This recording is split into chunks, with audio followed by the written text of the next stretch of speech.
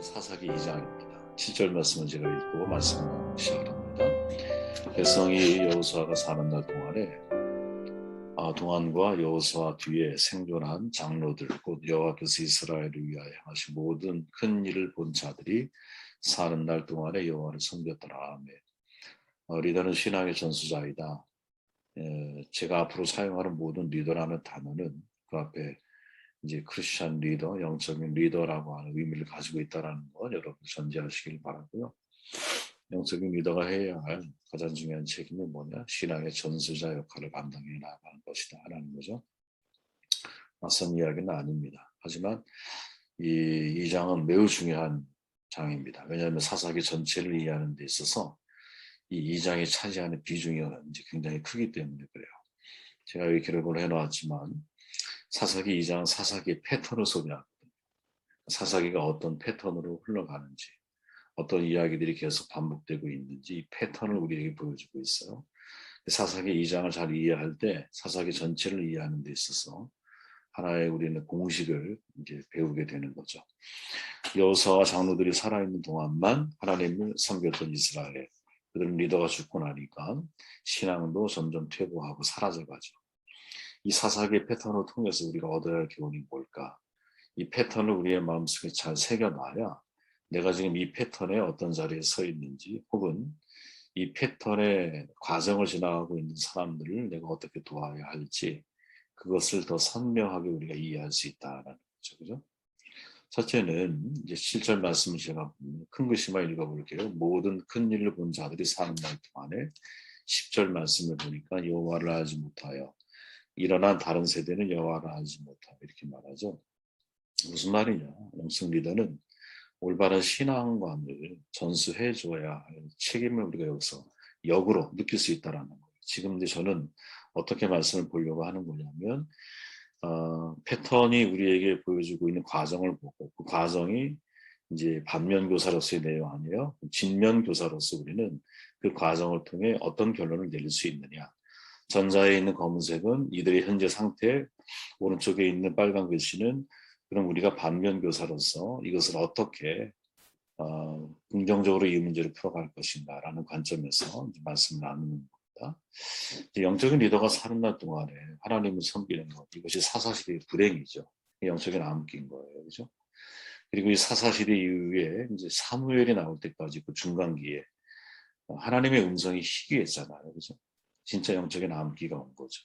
구약과 신약 사이에 한 400년 정도 역시 하나님의 음성이 이제 멈춰 있는 때가 있었잖아요. 그때도 역시 영적인 암흑기죠. 지금 이제 영적인 암흑기로 들어가는 출발을 사사기가 보여주고 있는 거죠. 처음부터 이랬느냐? 절대 아닙니다.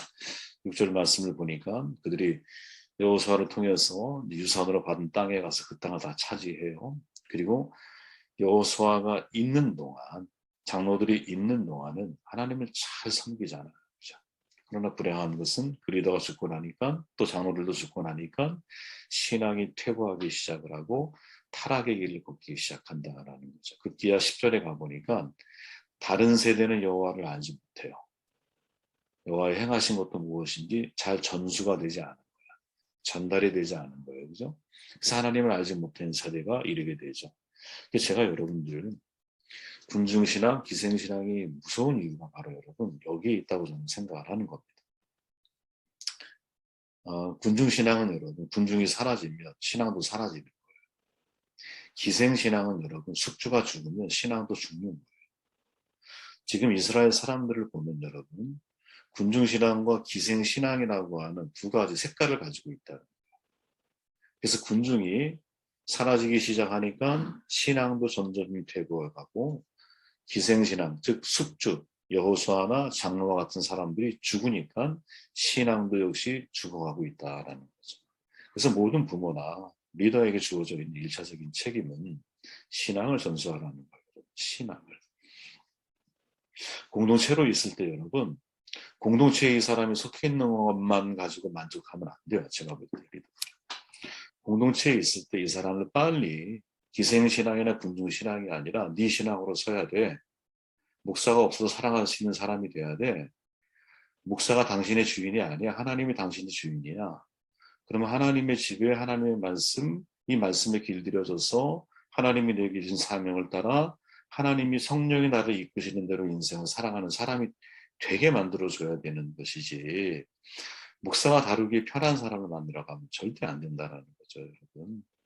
여러분 성경에 보면 가정을 떠나면 하나님이 그 자녀에 대한 개입을 시작하시잖아요. 야곱이 집을 떠나니까 베들레헴에서 하나님이 만나시잖아. 그죠? 이게 되게 중요한 장면이라는 거예요. 요셉이 집을 떠나니까 하나님이 그와 동행하시면서 그의 길을 이끌어 가시잖아요. 이때 이 사람들이 떠났다라는 게 뭡니까? 내가 군중이요, 기생, 숙주 역할을 했던 나의 가정에 있는 부모든 간에 그 사람과 내가 떨어져서 나 혼자 하나님과 하나님 앞에 단독자로 인생을 서기 시작할 때 하나님이 그의 인생에 개입하셔서 그 역시 하나님을 만나게 되는 역사가 그 속에 분명히 있다라는 것이죠. 저는 조하리의 창이라고 하는 말이 있어, 심령에서 여러분. 조하리, 조회라고 하는, 또 하리라고 하는 사람 이름이 겹쳐진 거예요. 합쳐놓은 말이야. 마음에 네 가지 창을 구분하거든요. 첫 번째 창이 뭐냐? 공개된 자아라는 거예요. 오픈 셀프죠. 우리 자신이 이제 다른 사람이 볼 수 없는 나만 아는 거야.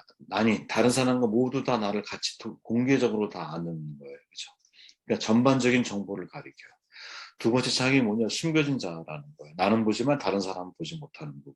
내 은밀한 생각, 사람들이 어떻게 봐요? 그죠? 세 번째는 뭐냐? 눈먼 자라는 게 있다. 다른 사람은 보는데 나는 못 보는 거야, 거꾸로. 눈은 밖으로 향해 있잖아. 그죠? 그러니까 다른 사람을 보기는 쉽지만 내 자신을 성찰한다는 것이 쉽지가 않거든요. 그렇게 숨겨진 자아가 있다는 거죠. 눈먼 자아가 있다는 거예요. 미지의 자아라는 게 있다는 거예요. 이것은 어느 누구도 보기가 쉽지가 않아. 왜? 내 안에 예를 들어서 무의식 속에 잠재되어 있는 깊은 상처가 있을 수 있잖아요. 그죠? 성은이라는 것도 있을 수도 있고 내 안에 인생의 가시라는 게 있을 수 있잖아. 이 네 가지 창을 이야기하는데 저는 여기서 여러분 두 가지를 주목하기를 원해요. 숨겨진 자아와 눈먼 자아라는 거거든요. 내가 보는 나의 신앙이 있고 여러분 타인이 보는 나의 신앙이 있어요. 저는 이 두 가지 창을 통해서 우리 자신을 확인해야 한다고 보거든요. 여러분 자신이 지금 군중신앙의 사람인지 아니면 내가 독립된 신앙의 삶을 살아가고 있는지를 다른 사람은 몰라도 여러분은 알 수 있어요. 그죠? 근데 여러분 또 반대로 다른 사람이 나를 볼 때, 야, 저 사람이 지금 독립된 신앙인인지 아니면 기생신앙인인지, 즉, 숙주가 없으면 자기 혼자 독립하지 못하는 신앙생활을 하고 있는 건지 아니면 완전히 독립해서 하나님 앞에 내가 하나님과 독대한 사람으로 인생을 살아가는 사람인지 제3자도 우리를 보면 알 수 있다는 것이죠. 이 두 가지 소리를 우리가 다 이제 뭐랄까 확인하고 보아야 된다고 생각을 하거든요. 여러분 신앙을 전수한다라는 게 무엇을 의미할까? 던져야 될 되게 중요한 질문이죠. 아니 어떻게 전수해야 신앙이 전수되는 것이고 어디까지 전수해야 신앙이 전수되는 걸까? 되게 간단한 질문 같지만 우리를 상당히 고민하게 만드는 질문이거든요. 저는 거기에 대한 답이 오늘 본문에 있다고 봐요. 어디까지 신앙을 전수해야 되느냐? 오늘 본문이 전해주는 교훈은 뭐냐? 7절에 보니까 모두 눈으로 직접 본 장로들이 살아있는 동안 하나님을 여러분 직접 체험하는 사람이 되게 만들어주는 것까지가 전수거든요. 말씀을 직접 체험하는 자리에까지 그를 이끌어주는 거죠. 마치 여러분 부활하신 예수를 만났던 도마가 나의 주 나의 하나님이라고 하는 자기 신앙을 고백하잖아요. 그 이전의 신앙 고백은 베드로의 신앙 고백이거든요. 주는 그리스도시요 살아계신 하나님의 아들이야. 근데 여기에 빠진 게 있죠. 그게 뭡니까? 주는 나의 그리스도시요 나의 살아계신 하나님의 아들이십니다라는 나라고 하는 단어가 빠져 있는 거거든요. 근데 이 신앙 고백이 도마 때는 어떻게 바뀌냐면 나의 주 나의 하나님으로 바뀌는 거야. 손가락을 맞는지 안 맞는지는 모르겠어요. 하지만 부활하신 주님이 고난 십자가의 흔적을 그대로 간직한 모습을 보고 도마가 거기서 깨진 거죠. 그래서 이제 하나님이 누구냐? 나의 주요 당신은 나의 하나님이십니다라고 고백을 하는 거거든. 왜? 말씀을 체험했잖아. 부활하신 예수를 만났잖아. 그렇죠? 그러니까 여기까지가 신앙의 전수라는 거지. 왜? 여기까지 내 신앙 고백을 하게 되는 사람이 되면 그때는 누가 간섭하냐면 하나님이 개입을 하시는 거예요. 우리 인간이 개입하는 게 아니야. 하나님이 그 사람을 개입하셔서 하나님이 그를 인격적으로 만나시고 인격적으로 만난다라는 말이거든. 개인으로 내가 하나님을 만난다라는 말이에요. 하나님을 1대1 내 신앙 고백을 하는 거야. 도마가 마치 아주 되게 좋은 모습. 여호수아나 장로들은 뭐가 있다? 하나님을 인격적으로 만난 경험이 있다. 그들은 하나님이 인격적인 그 하나님이 행하신 것들 속에서 나를 향한 말씀을 체험하며 살아왔던 인생 사람들이라는 것이. 군중과 기생이라고 하는 문제가 대두되고 있다는 것 기억하시길 바라고요. 11절 말씀 제가 읽어볼게요. 여호와의 목전에 악을 행하여 바알을 섬기며. 이게 두 번째 과정인데 변질과 타락의 과정을 보는 거지. 구약에서 여러분 바알 자주 언급이 나오잖아요. 어떤 존재였을까? 이스라엘 백성은 광야 생활을 마치고 가나안에 정착을 했는데 계속해서 많은 어려움과 시련을 겪어야 돼요. 토착민 속에 또 적들과 전쟁을 계속 해야만 했기 때문에 어쩔 수 없었어요. 근데 문제는 무엇보다 가장 어려운 문제가 뭐냐? 가나안은 농경 문화거든요. 그러니까 토착민들의 종교와의 갈등이 벌어지기 시작을 해. 그래서 결국 어떻게 돼? 성경에 보니까 바알과 아스다롯을 숭배했다 이렇게 말을 하죠. 이게 하나님이 볼 때는 악한 일이었어요. 12절에 보니까 그들이 여호와를 버리고 바알과 아스다롯을 섬겼다. 바알은 여러분 잘 알지만 풍요의 신이잖아요. 그리고 바알의 부인이 여러분 아스다롯이에요. 아스다롯을 달리 표현해 보면 아세라라 그래. 하방때 아세라라고 하는 표현이 나오잖아, 그죠? 아세라와 아스다롯은 같은 말이에요. 하나는 남편이고 하나는 부인이야. 우리를 이야기하면 이 둘이 서로 사랑을 해야 뭐가 세상에 비가 풍요롭게 내려서 세상이 풍요로운 농경이 잘 되는 시대가 벌어지는 거예요. 그러다 보니까 이들은 이게 밀접하게 연관되어져 있는 거야. 풍요, 복을 기원하는 문화인 거예요. 그 복을 기원하기 위해 성전에서 매음행위가 계속 일어나는 거야. 매음행위가. 근데 그 모든 목적이 뭐야? 인간적인 기복을 구하는 거죠. 저는 한 백성의 멸망이 여러분 외부의 어떤 요인들보다 내부적으로 뭐를 해줘더라 그러잖아요. 정신적인 타락에서 시작되는 경우가 훨씬 더 많다고 생각을 하거든요. 예언자들은 여러분 너 하나님이냐 바알이냐 둘 중에 하나를 선택을 해라 끊임없이 이스라엘 사람들에게 이야기를 했어요. 그 대표적인 사건이 엘리야가 여러분 갈멜산에서 싸운 사건이잖아요. 그렇죠? 야 너희들 언제까지 머뭇거릴래? 하나님이 신이면 정말 하나님을 선택을 하고 아니면 너희들이 원하는 신을 선택을 해. 이런 제한을 계속하잖아요. 매우 중요한 거라는 거죠. 이스라엘이 빠져있던 바알 숭배는 여러분 풍요를 추구하는 우리 시대와 정확하게 사실은 일맥하고 있거든요. 우리는 이 기복신앙을 별게 아닌 거라고 자꾸 생각을 하잖아. 그죠? 교회가 혹은 목사님들이 너무나 쉽게 복 받는 인생에 대해서 물론 우리는 이미 복을 받은 사람들이죠. 근데 기복 내가 원하는 것을 하나님이 응답하셔서 나로 하여금 풍요의 삶을 살게 하시고 그 풍요를 통해 이 세상에 큰 일을 하기 원하시는 겉으로 볼 땐 그럴싸한 표현 같지만 하나님은 우리를 풍요를 위해서 부르신 게 아니거든요. 근데 교회 내에 그 신앙이 있다라는 거지. 누구도 부인할 수가 없을 거예요, 여러분.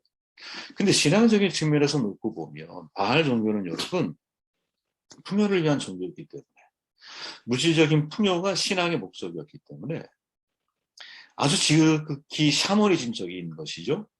그리고 샤머니즘에 익숙하게 길들여져 있는 한국 사람들이 예수를 믿게 되고 기독교를 받아들이면서 기독교적 샤머니즘이 만들어지겠죠. 그 기독교적 샤머니즘이 정확하게 사실은 이 바알 신앙과 이 뭐랄까 쌍둥이처럼 연결되어져 있고, 그러니까 이거는 쉽게 넘어갈 문제가 아니라는 거예요, 사실은. 많은 예를 들어 교수나 목사님들이 기복신앙이 한국의 문제입니다라고 이야기할 때 이거를 가볍게 사실은 우리는 받아들이면 안 된다는 거지. 왜? 이게 현대판 바알 종교거든요. 그게 현대판 바알 종교라고. 그죠? 풍요를 추구하는 기복신앙? 지금 이제 디지털 사회가 됐잖아요. 그죠? 내가 어디서든지 여러분 성적인 문화들을 유통할 수 있는 구조 속에 사람들이 노출되어져 있거든요. 그리고 아무런 경계심 없이 그것을 내가 받아들이고 나도 모르게 거기에 물들어가는 동화돼가는 자연인들을 바라보면 사실은 과거보다 더 심각한 바알 시대를 우리는 살아가고 있고 우리의 자녀들이 그런 시대, 그런 문화에 노출되어져 있는 거거든요. 그러니까 이런 문화와 이런 가치관을 가지고 인생을 살아갈 수밖에 없는 이게 너무나 자연스러운 것 지금 우리는 이 문화 속에 살아가고 있는 사람들을 바라보면서 과연 영적인 리더가 뭘 해줘야 될까라고 생각해 보면 진짜 올바른 가치관을 세워줘야 책임이 우리 가운데 있다라는 거지. 그러니까 패턴이 뭐냐면 분중신앙과 기생신앙에 갇혀있던 이 사로잡혀 있던 사람들이 독립하지를 못해 가나안에 들어가다 보니 그 문화의 변질, 자기도 모르게 변질이 되고 나도 모르게 타락을 해. 그러면 이런 걸 바라보면서 우리는 해줘야 할 메시지가 뭘까? 올바른 가치관을 세워줘야 책임이 우리 가운데 있다라는 거죠. 그죠? 이게 두 번째 패턴이라는 거예요. 세 번째 보면 14절 여호와께서 이스라엘에게 진노하사 노력하는 자의 손에 넘겨주사 그들이 노력을 당하게 하시며 또 주위에 모든 대적의 손에 팔아넘기시며 그들이 다시는 대적을 당하지 못하였으며 그들이 어디로 가든지 여호와의 손이 그들에게 재앙을 내리시니 곧 여호와께서 말씀하신 것과 같고 여호와께서 그들에게 맹세하신 것과 같아서 그들의 괴로움이 심하였더라. 아멘. 재앙과 심판이 주어지죠. 그럼 역으로 말하면 리더는 그 재앙과 심판에 대해서 올바른 해석을 해줘야 할 책임이 있다라는 말이에요. 신학의 변질은 여러분 재앙을 초래하잖아요. 성경은 말하기를 하나님께 타락한 이스라엘 백성들에게 노력하는 자의 손을 통해 노력을 당하게 한다. 대적자를 대적할 힘을 상실하게 하신다. 어디로 가든지 재앙이 있는 삶을 걷게 하신다.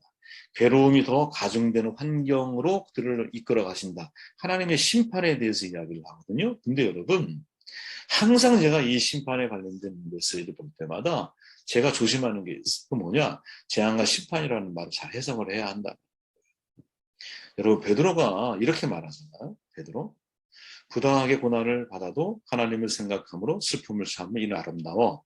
죄가 있어 매를 맞고 참으면 무슨 칭찬이 있어?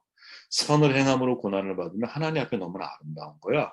여러분 부당한 고난, 잘못한 고난, 선행의 고난 세 가지를 말하죠. 고난의 해석이 필요하다는 거예요. 선행하면서 내가 고난을 받아 이거 하나님 앞에 너무나 아름다운 거야. 부당한 고난에도 내가 하나님을 생각함으로 슬픔을 참으면 이것도 아름다운 거야. 그러나 죄가 있으면서 여러분 그 죄로 인하여 매를 맞고 죄로 인하여 재앙을 내가 경험을 해 이것도 고난당한다고 말한다면 이건 내 스스로에겐 위로가 될 수 있을지 모르지만 사람들이 볼 때는 아무런 감동이 없는 거죠. 의미가 없는 거예요. 그건.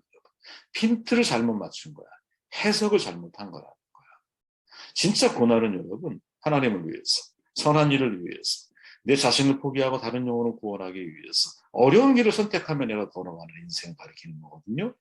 바울이 그런 삶을 살았죠. 여러분. 그죠? 내가 주의 부르심으로 영혼을 구원하기 위해서 환난, 궁핍, 고난, 내맞음, 갇힘, 자지 못한, 먹지 못한 여러 가지 고난을 당했거든요. 근데 이게 나를 위한 거예요? 아니에요. 타인을 위한, 복음을 위한, 하나님의 나라를 위해서 그 길을 걸어가는 거거든요.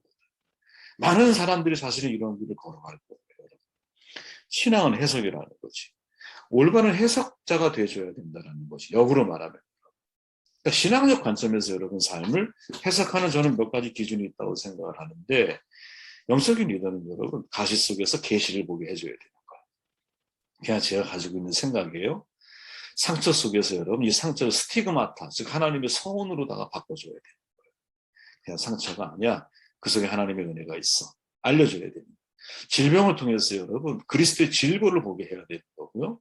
핍박과 환난 가운데 인생을 살아가는 사람이 있어. 그리스도의 십자가로 그것을 연결시켜줘야 되거든요. 그리고 이것만큼 중요한 반대편의 하나의 중요한 해석의 기준이 뭐냐? 하나님의 재앙과 심판 속에서 돌이킴과 회개를 이끌어 가야 한다는 거죠. 당신이 지금 당하고 있는 고생이 고난인지 고생인지 구별을 해줄 수 있어야 된다는 거예요. 네. 지금 이스라엘 백성들은 재앙과 심판이 여러분 이거는 스스로 선택한 거예요. 하나님이 이들에게 주는 게 아니에요. 이들이 선택한 길에 대한 대가를 받는 거예요. 여러분 생각해 보세요. 내 몸을 함부로 사용한 사람이 어느 날 질병에 걸렸어. 하나님을 원망해요. 이게 하나님을 원망한 문제입니까? 아니죠, 여러분. 내가 내 몸에 대한 관리에 실패한 거거든요. 하나님은 나에게 내 몸을 함부로 사용하라고 말씀하신 적이 없어요. 그러니까 삶이라고 하는 것은 내가 어떤 관점에서 어떻게 해석하는가에 따라서 고난이 되기도 하고 고생이 되기도 하거든요. 그럼 고생이라고 하는 문제, 즉 나의 잘못에서 기인하는 것들이야. 이 고생을 고난으로 해석을 하면 회복의 기회가 주어지지 않아. 이해되세요? 고생을 여러분 하나님의 심판 혹 나의 잘못으로 해석을 하게 되면 그때는 회개의 기회가 주어지는 거야. 이 분별을 잘해야 한다는 거죠. 여러분에게 이런 분별할 수 있는 능력이 있으면 좋겠습니다. 그리고 마지막 이 말씀 읽고 정돈할게요. 18, 19절을 보면 이제 그런 거예요. 이런 재앙과 심판을 통해서 하나님이 사사를 세우세요. 그죠? 사사를 세우시고 나서 그와 함께 하시고 그를 통해 대적의 손에서 이스라엘 백성들을 구원하시면 사람들이 다시 하나님을 잘 섬기는 시대. 그러가 또 다시 어떠한 패턴, 이제 타락과 변질된 신앙의 모습을 갖게 되면 하나님이 그들을 심판하시고 그들이 회개하면 다시 그들을 위해서 하나님이 원하시는 사명자 사사를 보내시는 이 패턴이 사사기에 계속 흐르고 있는 패턴이라는 거야.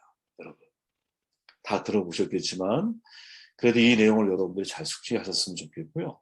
중요한 것은 저는 이스라엘의 타락과 하나님의 심판과 또 회개와 구원에 이르는 이 역사적인 패턴이 사실은 그 반대편에서 영적인 리더인 우리가 어떻게 그러면 거기에 대해서 반응을 해야 될까? 여기에 초점을 맞춰서 말씀을 나눴습니다.